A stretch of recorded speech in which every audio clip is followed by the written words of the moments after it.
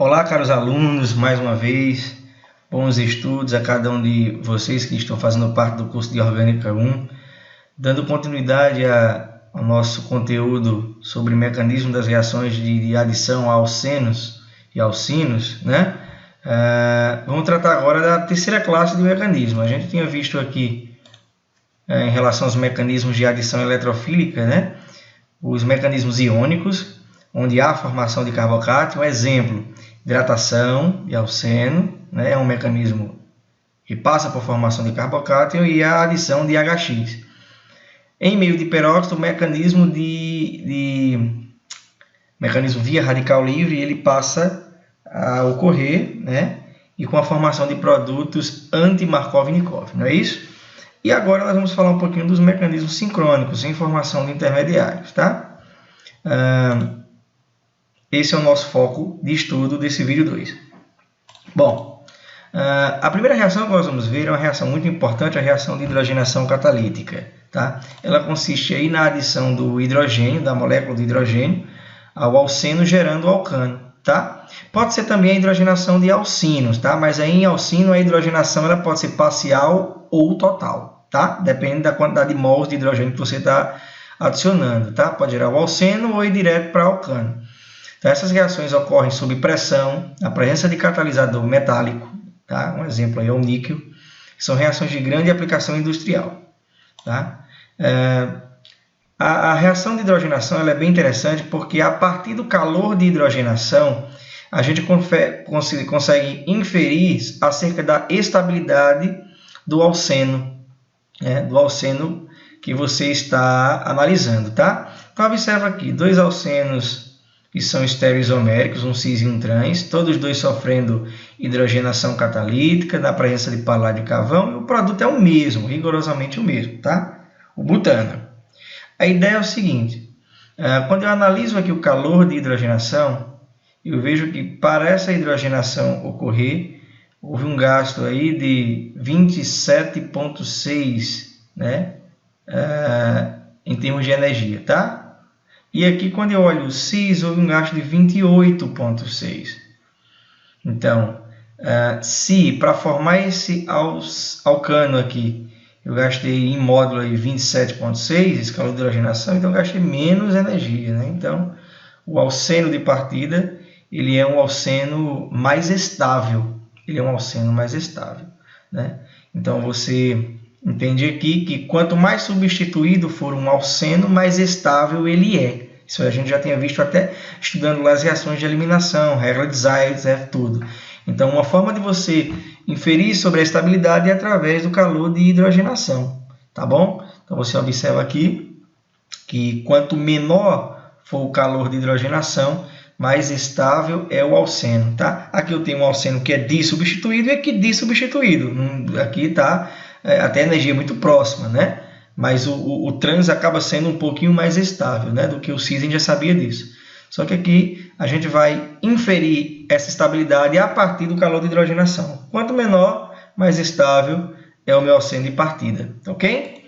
Então, passando aqui para um esquemazinho da reação, na superfície do catalisador, a molécula de hidrogênio e o alceno é adissolvida, tá? E aí, na superfície é onde ocorre a quebra da ligação π e a inserção, a formação das duas ligações sigma, gerando o meu alcano, tá? O catalisador ele é recuperado para o meio reacional e você tem a formação do butano em nosso exemplo aí, tá? Os Z-butenos gerando o butano, tá? Geralmente, sistemas menos impedidos são hidrogenados mais rapidamente. Aqui dois exemplos, onde eu tenho uma dupla aqui bem substituída, uma aqui mais livre. Então, ocorre a hidrogenação especificamente no sítio menos substituído aqui, né? Aqui eu tenho uma dupla aqui, eu tenho essa daqui, e aí a hidrogenação ocorre especificamente nessa daqui, tendo em vista que é uma dupla menos impedida, tá? Então, em geral, menos impedimento, ótimo para a hidrogenação, tá?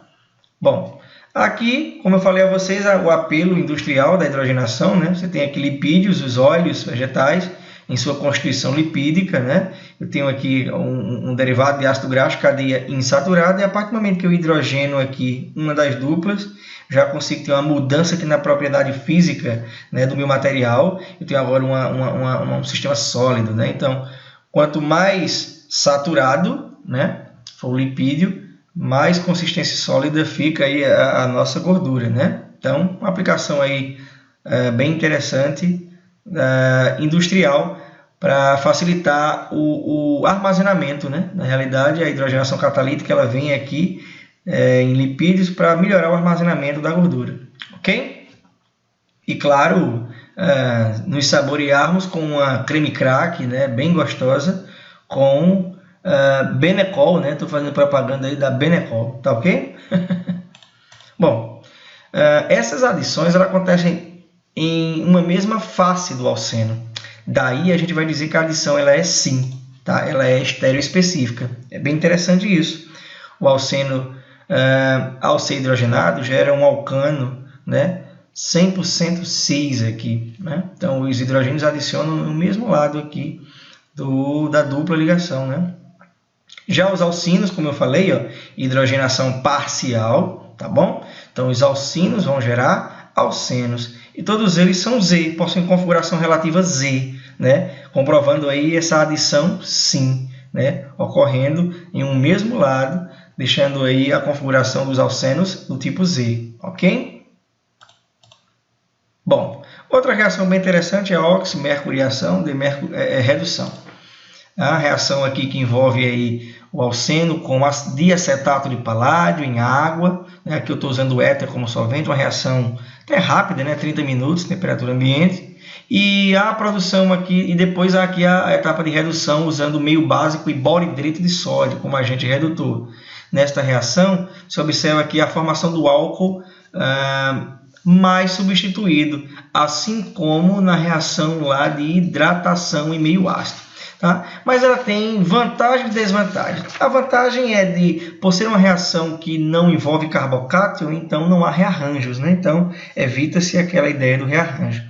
E um fator negativo nessa reação é porque esses reagentes de mercúrio são altamente tóxicos, né? Então quem trabalha em indústria não vai ter bons olhos ao trabalhar com reagentes de mercúrio, tá? Mas é um protocolo bem interessante, onde a gente tem aqui como proposta de mecanismo a adição dos elétrons π ao acetato de mercúrio 2, ao átomo de mercúrio, expulsando aqui o íon acetato, né, e gerando o íon mercúrio. Na etapa subsequente, a água ataca a posição mais substituída, tá? E aí, assim como a gente tinha visto em alguma reação anterior, creio eu, na reação de formação de aloidrina, a adição da água que ocorre nesse carbono mais substituído, porque o estado de transição envolve um carbono com uma carga parcial positiva, não sendo carbocátion, mas dando uma característica aí de carbocátion, aí o ataque é preferencial nessa posição, gerando esse intermediário. O íon acetato, em uma reação de ácido e base, abstrai esse hidrogênio, gerando o organomercurial. Tá? E esse organomercurial, na etapa de redução, é atacado pelo hidreto, né? Uma espécie H-, tá? O boridreto de sódio. Os elétrons aqui vão atacar aqui o metal, tá? E gerar um intermediário. Eu estou indicando aqui para vocês que após sofrer um rearranjo, gera o álcool mais substituído. Tá ok? Então, e ainda gerando aqui como coproduto um acetato de mercúrio. Quer dizer, industrialmente é meio complicado, né, trabalhar com esses reagentes de mercúrio, tá? Bom, a hidroboração ou oxidação é um outro método, né? E é interessante porque ele é um método alternativo quando não se quer obter álcoois mais substituídos. Então, tanto por oximercuriação redução quanto por hidratação, você sempre obtém lá álcoois mais substituídos, né? Aqui você tem a possibilidade de fazer por hidroboração ou oxidação álcoois menos substituídos, tá ok? Isso porque a reação ela vai acontecer aí com um reagente bem específico, né? Uma borana, aqui a gente tem a estrutura da diborana, e aqui comercialmente ela é vendida como um complexo borana tetraído furano, né? Você tem o reagente de boro como um ácido de Lewis, o éter como uma base de Lewis. Então você tem aqui um complexo borana tetraidrofurano, tá bom? E aí eu tenho alguns exemplos para vocês aqui, tá? Onde eu tenho aqui em cima o reagente de hidroboração e embaixo o reagente para a oxidação, ok? Então, observa que todos os produtos aqui, ó, o OH vai ficar aqui, ó. O OH fica aqui, ó. Aqui, ó, o alceno aqui, o OH fica aqui, ó, no produto, ó. Tá vendo?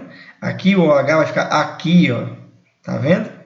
É um método para preparação de álcools menos substituídos, tá bom? Então, é uma metodologia bem interessante. A adição, estereoquimicamente falando, é a adição sim, né? E aí o mecanismo vai ocorrer aí em duas etapas. A primeira etapa é a etapa de inserção do boro e do hidrogênio na ligação carbono dupla. Então, BH3 aqui, ó, você está vendo a inserção do boro e do hidrogênio na ligação dupla, tá vendo? Ó? E esse processo chama-se de hidroboração. Está aqui o organoborano na primeira etapa e a segunda, a oxidação com água oxigenada em meio básico, gerando aí o álcool menos substituído. Tá bom? Então, a seletividade desta etapa, dessa reação, é nessa etapa primeira, né, onde há a inserção do boro pelo lado menos impedido, tendo em vista que o boro é mais volumoso, né? Então ele se posiciona no carbono aqui, ó, menos impedido estericamente. Tá bom? Aqui a etapa de oxidação para vocês, mostrando aí a ação do peróxido de hidrogênio em meio básico, né? O ataque aqui do ânion ao organoborano, gerando esta espécie, né? Depois um rearranjo ocorre gerando esta espécie, o meio básico adiciona ao boro gerando esta espécie e depois ocorrendo um rearranjo aqui para a produção do BH2OH e do álcool menos substituído, tá? Não se preocupa muito com esses mecanismos de oximercuriação e de hidroboração não, tá? Se preocupa mais em entender quais os reagentes são utilizados e quais os produtos são obtidos, tá bom? Nesse esquema aqui eu estou mostrando um fato bem interessante. Eu uso aqui o B2H2, uma borana, né? Sem volume nenhum, e aqui eu uso 9BBN, essa estrutura aqui lateral, altamente volumosa. Então você observa aqui, quanto mais volume na borana utilizada, maior é a seletividade na obtenção desse álcool menos substituído. Aqui eu consigo uma razão de 98,5 para 1,5, olha que legal. Quanto mais volume na borana, melhor essa seletividade frente ao álcool menos substituído, ok? E está aqui um exemplo de outra borana aqui, de ciamilborana, olha só. Aqui eu tenho 3 duplas, né? E a reação vai ocorrer, claro, na porção de alceno menos impedida, que é essa última aqui. E aí forma um álcool aqui, ó, menos substituído aqui. Como produto, as outras permanecem intactas devido ao maior grau de impedimento de substituição. Tá, ok? Epoxidação é uma reação bem interessante também. Tá? Inserção de oxigênio, a formação do epóxido, que é essa estrutura aqui, anel de 3 membros com oxigênio aqui, ó, olha que legal. É a inserção de um oxigênio aqui, ó, quebra a ligação π e a formação de um anel de 3 aqui, de um epóxido, liberando o ácido carboxílico. Chama a atenção para vocês esse reagente aqui, ó, um perácido, tá, gente? É o reagente principal da reação, um perácido, tá bom? Então, eu tenho aqui 2 tipos de perácido. Tá? O mais famoso nos livros de síntese orgânica é esse de baixo aqui, o ácido metacloroperbenzoico. A gente vai ver uma siglazinha do inglês lá dele, né? Eu vou mostrar a vocês já já. Então aqui eu tenho 2 alcenos simétricos, vai ver a inserção do oxigênio aqui, a quebra da π, gerando o epóxido aqui, tá vendo? E aqui o respectivo epóxido liberando o ácido carboxílico como um dos coprodutos. Tá bom? É interessante porque aqui você observa aqui, ó, situação planar, a adição aqui em um mesmo lado, né? É um mesmo lado, faz um cheirinho para nós de adição sim, adição do tipo sim, tá? Então, vamos praticar, mas antes de praticar, vamos ver aqui o mecanismo proposto. Olha só, eu tenho aqui o alceno, a ligação OO ela é fraca e vai se romper. Quando ela se rompe, a ligação π faz uma ligação com o oxigênio, o outro par de elétrons aqui liga-se ao carbono, gerando o anelzinho aqui, ó. Tá vendo? Neste mesmo momento, esse par de elétrons vem para cá formar uma dupla e esse par de elétrons captura o próton, gerando o ácido. Quer dizer, é um mecanismo que não passa por formação intermediária, como a gente viu, é sincrônico, né? Então, já é um outro jeito de se ver esses mecanismos, tá? Então, a nossa prática aqui, que eu tinha colocado antes, a ideia aqui é o seguinte, ó. Qual epóxido é formado quando cada alceno abaixo é tratado com ácido metacloroperbenzoico? Então, ó, ácido metacloroperbenzoico é aquele reagente especial lá que eu falei, é um perácido. Então, quando eu trato esses 3 alcenos com ácido metacloroperbenzoico, o que é que a gente faz? Olha só, localiza os carbonos da dupla e coloca os grupos que estão ligados a eles para frente e para trás. Olha só, carbonos da dupla está aqui, aqui tem 2 metilas, ó, então uma fica para frente e uma fica para trás. Aqui tem 2 hidrogênios, então fica um para frente e um para trás. Tá ok? Depois de feito isso, é só inserir no plano aqui o oxigênio. Olha aqui como é fácil. Outro aqui, ó. Localizei carbono e carbono. Tem 2 metilas, então nesse carbono fica uma metila para trás e uma para frente. Ali do outro lado também tem, ó. Então, para trás e para frente. E aí você tem a inserção do oxigênio. Tá vendo que legal? Aqui também, ó. Eu tenho aqui para trás e para frente, para trás e para frente. Inserir o oxigênio e ter um epóxido formado. Você pode dizer assim, professor, diga uma coisa, mas o alceno é plano? Ah, é. Então essa aproximação, ela aqui está mostrada aqui, ó, vindo por cima, mas ela não pode acontecer por baixo, não? Pode, só que nestes casos aqui que a gente está vendo, tá? Não tem formação de centro assimétrico. Então, tanto faz você fazer por cima ou por baixo, você vai ter o mesmo produto. Agora, vamos analisar esse caso aqui, ó. Quando eu faço, aqui as siglas em inglês que eu falei, quando eu faço a epoxidação do alceno cis com o ácido metacloroperbenzoico, eu tenho aqui por cima e por baixo. E eles dois dão o mesmo composto.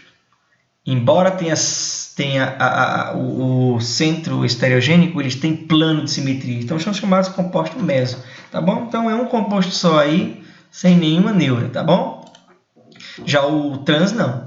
O trans você vai gerar como produto 2 enantiômeros. Olha que coisa interessante. Você atacou aqui por cima, você atacou aqui por baixo. Mesma coisa, gente.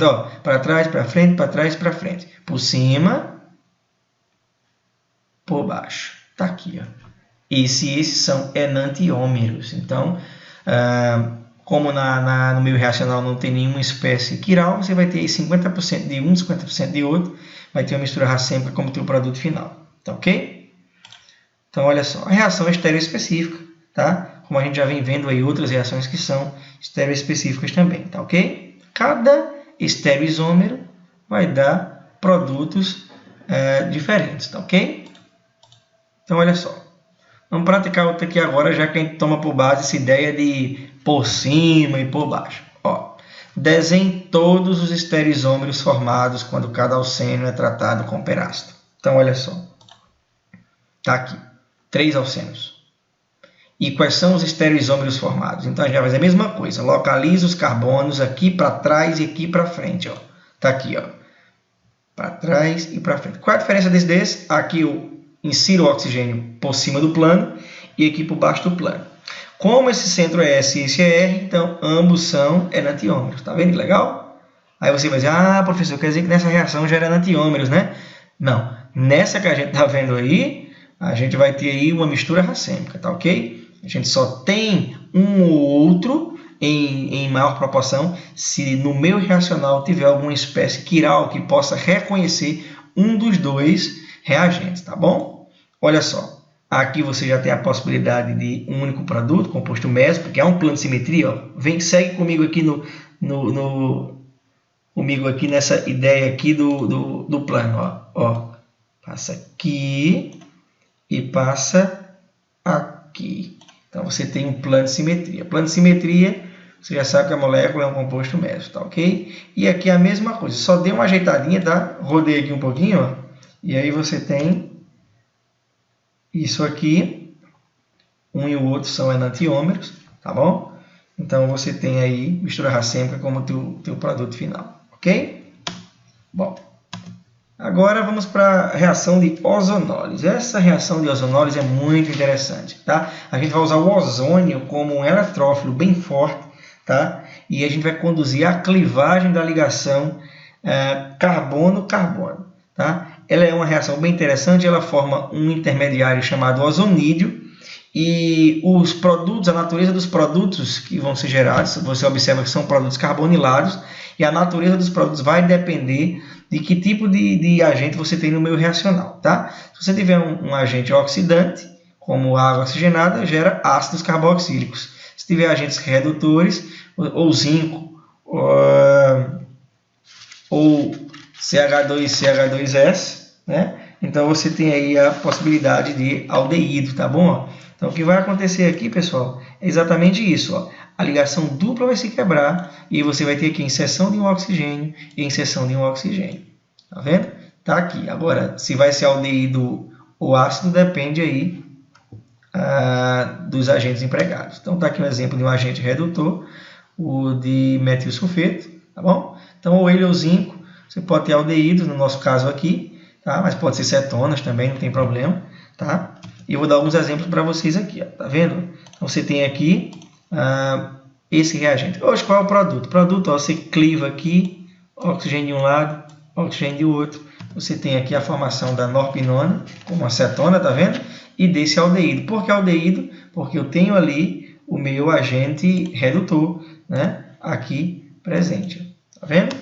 Aqui, novamente, você tem aqui um reagente, o ácido oleico, cliva as duas ligações, coloca o oxigênio de um lado e de outro. Aqui você tem zinco, então nenhum problema. Vai gerar um aldeído de um lado, ó, um aldeído nesse lado. E do outro lado um aldeído também, mas na ponta já tem um ácido, então ele continua aqui, tá vendo? Então, sem nenhum problema. Aqui você tem, mais uma vez, um outro alceno. Eu estou partindo aqui, ó, um oxigênio de um lado, oxigênio do outro. A diferença é que aqui agora, ó, eu tenho um agente oxidante. Então, quando partir aqui, vai ter um ácido carboxílico de um lado e um ácido carboxílico do outro. Tá aqui os dois produtos gerados nessa ozonólise. E aqui, o terceiro e último exemplo, esse um pouquinho mais complicado de se ver. Tá? Você tem aqui, ó, alceno aqui e alceno aqui. É agente redutor, não é? Vai gerar aldeídos. Então, ó, cliva aqui e cliva aqui. Oxigênio aqui, oxigênio aqui, oxigênio aqui e oxigênio aqui. Você vai ter aí, ó, vai dar um aldeído ou uma acetona. Uma acetona nessa ponta, aqui, ó, uma acetona. Aqui você vai ter de aldeído. Aqui você vai ter de cetona e aqui você vai ter CH2O. Olha que legal. Quantos produtos vão dar aqui, ó? Aqui clivou e abriu, vai dar uma porção de cetona. Essa porção de cetona, ela está marcada aqui, ó. Aqui tem uma porção que vai ser de aldeído. Por que de aldeído? Porque aqui tem um hidrogênio, né? Tá vendo? Então formou um aldeído aqui e essa porção aqui. E aqui você vai ter a porção também de cetona, que é essa porção aqui. Esse fragmento aqui final que sobrou aqui, ó, é exatamente CH2O. Tá vendo que legal? Então a clivagem de um composto é um pouquinho mais complicado, mas dá para a gente entender, né? Então olha só. Em relação a alcinos, você tem que diferenciar. Tá? Não tem mais história de aldeído, não. Com alcino em água, tá bom? Então cliva as três ligações e você tem ácidos carboxílicos como produto. Tá vendo? Em alcinos terminais, quando você clivar, pronto. O que é terminal? Quando o hidrogênio estiver ligado ao carbono do alcino. Então, quando tiver terminal, um dos produtos gerados é exatamente o CO2. Tá bom? Então, a clivagem das três ligações, oxigênio de um lado, oxigênio do outro. Aqui você tem a porção de ácido. E aqui do outro lado você vai ter CO2 como um dos produtos da ozonólise. Ok? Aqui os exemplos. Clivagem. Ácido de um lado com 2 carbonos, ácido do outro com 3 carbonos. Olha aí que legal. Alcino terminal, clivagem, de um lado um ácido carboxílico, do outro lado CO2 como produto. Tá vendo que legal? Protocolo muito legal para a síntese de compostos carbonilados, tá bom? Vamos praticar agora um pouquinho. Olha só. Qual alceno forma os seguintes produtos após a reação com O3 seguido de adição de CH3SCH3.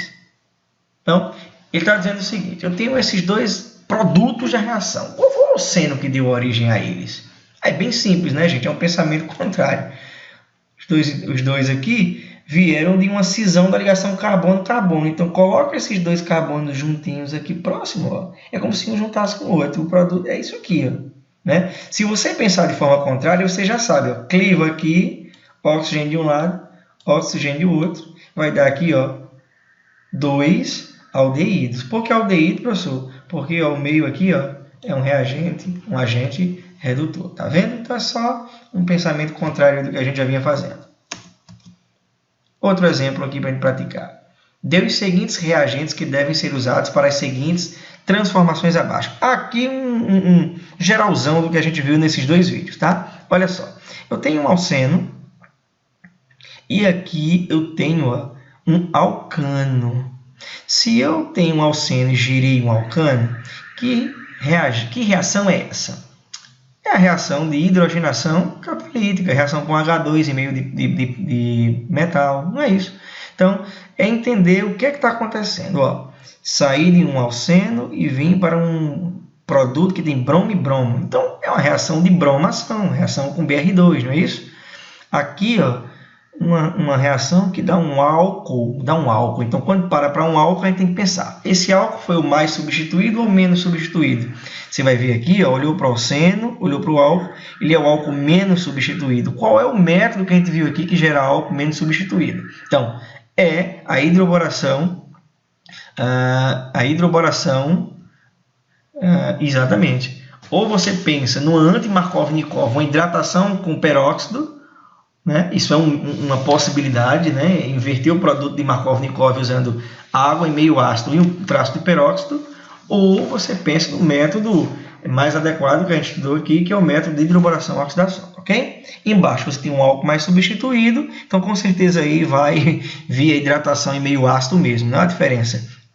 Uma por hidroboração e outra por hidratação em meio ácido. Então aqui H3O+, e aqui você usa a borana, BH3, né? BH3THF seguido de H2O2NaOH, tá bom? Aqui tu tem um produto que tem Br e OH. Então, com certeza que é formação de aloedrina, vídeo primeiro que a gente viu dessa série de reações de adição a dupla. Então, reação que envolve bromo, Br2 e água, né? Br2 e água.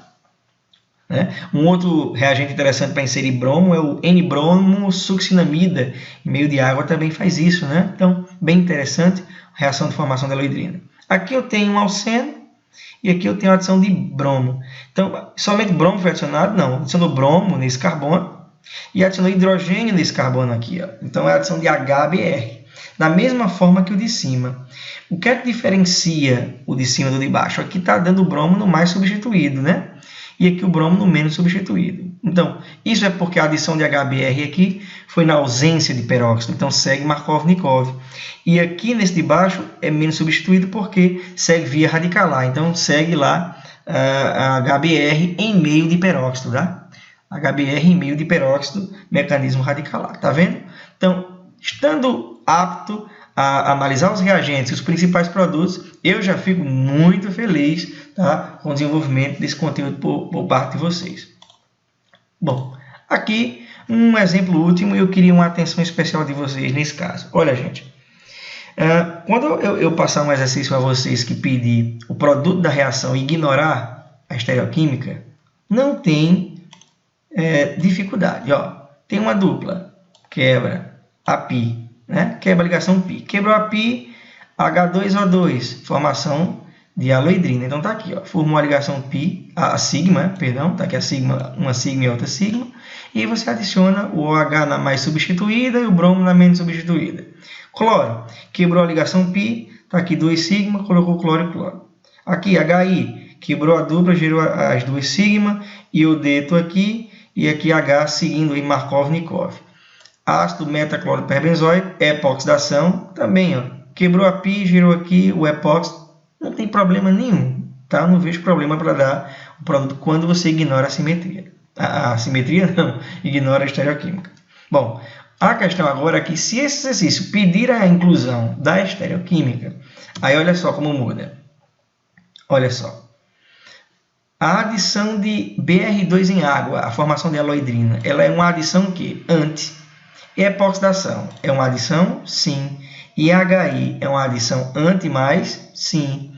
E a cloro 2 é uma adição anti. E a gente precisa ter calma para desenhar os produtos. Eu vou fazer passo a passo aqui com vocês, tá? Então, vou pegar aqui, ó, primeira reação. Olha só.